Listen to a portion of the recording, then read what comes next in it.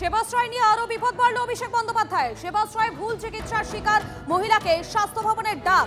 আগামীকাল সকাল 11টায় নথি সহ স্বাস্থ্য ভবনে আসার নির্দেশ। সেবাশ্রয়ে ভুল চিকিৎসার জেরে মহেশতলার বাসিন্দা মহিলার পা বাদ যাওয়ার অভিযোগ ওঠে। আমাদের প্রতিনিধি সৌভিক রয়েছেন আমাদের সঙ্গে।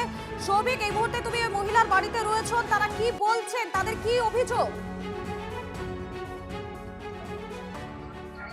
দেখো, অভিযোগ তো রয়েছেই এবং সবচেয়ে বড় অভিযোগ রয়েছে অভিষেক ব্যানার্জি এবং তার দলের বিরুদ্ধে।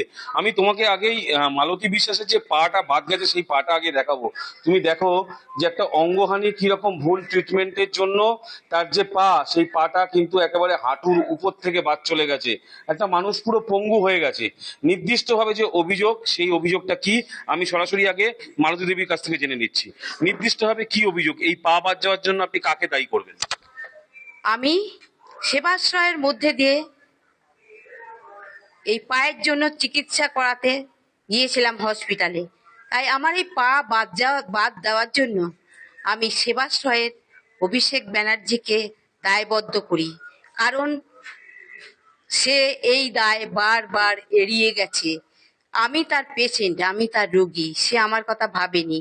সে কেন আমার বিষয় ভাবেনি বা কেন সে আমার এই দুর্ঘটনার কথা জানতে চায়নি, কেন সে সাহায্যের হাত বাড়িয়ে দেয়নি, কেন সে আমাকে এড়িয়ে গেছে। আমার ছেলে বারবার তার কাছে দেখা করার জন্য গিয়েছিল, কিন্তু তার পিয়ে অয়ন আর সুমিত দেখা করতে দেয়নি। অর্থাৎ তুমি বুঝতে পারছো যে ছেলে বারবার গেছে, ছেলেও কিন্তু এই মুহূর্তে আমাদের সঙ্গে রয়েছে।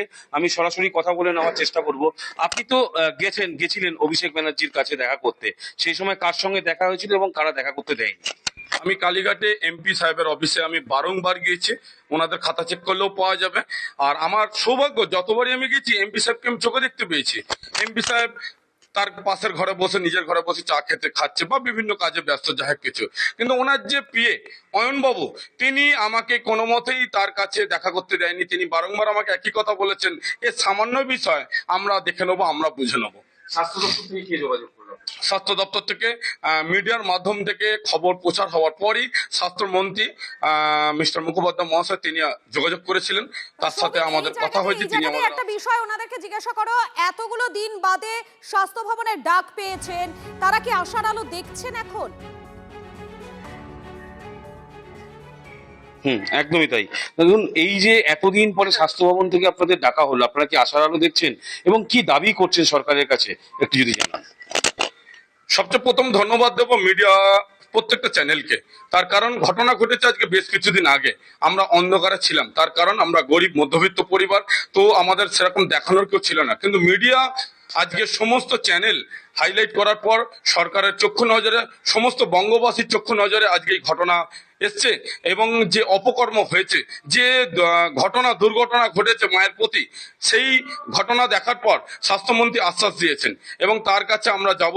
এবং বর্তমান সরকারের কাছে, প্রশাসনিকের কাছে আমাদের একটাই আবেদন, যারা এর সঙ্গে প্রত্যক্ষভাবে জড়িত তারা উপযুক্ত শাস্তি পাক। আর সাথে আবেদন, সারাটি জীবন মা তো বিছনায় পঙ্গু হয়ে গেল, সারাটি জীবন মা এইভাবেই তার জীবন কাটাবে বিছনার মধ্যে দিয়ে। তাই সরকারের কাছে আবেদন, তিনি যেন বাকিটা জীবন সুস্থভাবে জীবনযাপন করতে পারেন, এটাই আমার সরকারের কাছে, প্রশাসনিকের কাছে আবেদন। অর্থাৎ তুমি বুঝতে পারছো যে পরিবারের তরফ থেকে কিন্তু নির্দিষ্টভাবে অভিযোগ এবং সেই অভিযোগ এফআইআর এ কনভার্ট হয়েছে এবং গতকালকে সেই এফআইআর ধার্য হয়েছে এবং স্বাস্থ্য ভবন থেকে ডাক পাওয়ার পরে তারা নির্দিষ্টভাবে সরকারের কাছে জানতে চাইছেন একটাই দাবি, সেটা হচ্ছে যারা এই ঘটনার সঙ্গে যুক্ত, অর্থাৎ যাদের গাফিলতিতে পা বাদ গেছে মালতী দেবীর, তাদের দৃষ্টান্তমূলক শাস্তির পাশাপাশি এই মালতী দেবী এমনটাই দাবি করছেন তারা এই মুহূর্তে, এটাই তাদের দাবি। ধন্যবাদ তোমাকে সৌভিক। এই বিষয় নিয়ে অভিজিৎ দাসবাবু, বিজেপি নেতা, তিনি কি বলছেন, তার কি অভিযোগ শোনানো। বিশেষ করে স্বাস্থ্য মন্ত্রকে ডাকা হয়েছে।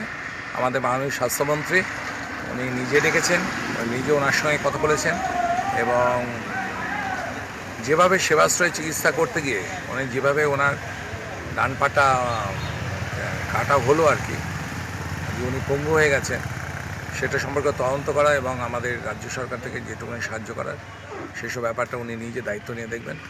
ইতিমধ্যে এফআইআর স্টার্ট হয়ে গেছে রবীন্দ্রনগর থানায় অভিযুক্ত ব্যক্তিদের বিরুদ্ধে।